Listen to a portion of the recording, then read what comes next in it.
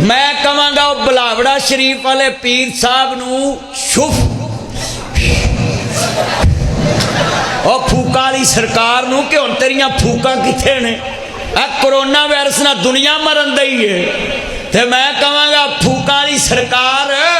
उत्थे जो सारे नूं तस्बे मनका फिर फूका मार मार के सही करना ते आज कोरोना वायरस नूं भी कोई फूक मार इनू कला जांदा को स्पैशल त्यारा 130C ओदे ते करा के नू कलो चाइना ओदे सूबे वुहान विच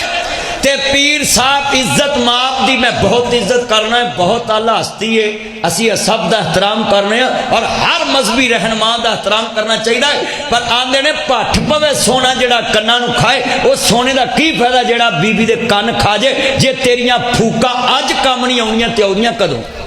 जो मैं रात नूं हाँ जी बस एक स्पीकर इनू ला दो स्पीकर तेनू कह चैनल मूँह कर चलो कोरोना वायरस मुक्के सच्ची गल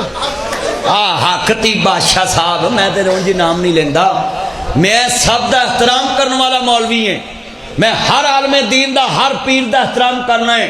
हाँ जी क्यों करना है जेड़े पन्नी कहे वो रल के बह सकते हैं अही मौलवी नहीं रल के बह सकते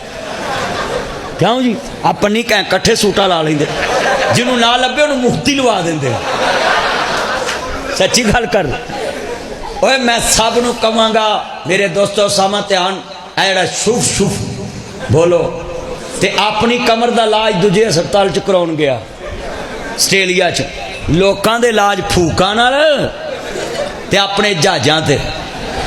वाह भाई वाह हैं अन्ना मंडे शरीनियां पौ पौ अपने पर करिए की कौम दा वो जी फूक नाल कैंसर मुकन दिया है मां भी अन्नी धी भी अन्नी पुत भी अन्ना अन्ना है जवाई रब ने सानू भाग लाया गो नौ भी अन्नी आई कब्बरी अन्निया करे की बंदा जिथे होवे एक कमला उन्हें समझावे वेड़ा जिथे होवे वेड़ा कमला उन्हें समझावे के दसो भी फूका ना भी कैंसर मुक दे जे बीमारियां फूका ना मुकन लगन